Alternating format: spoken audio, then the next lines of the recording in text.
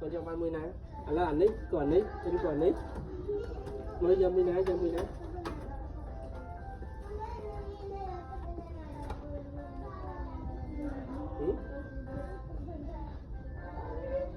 bài rồi mưa được hết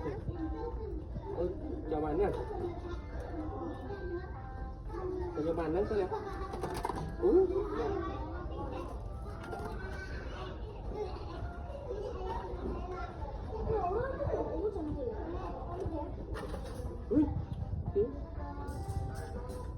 đây giờ đã cho nó chặt giờ đã cho muối cho vào muối nó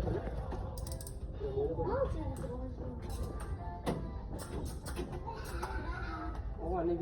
mình ăn ngon lắm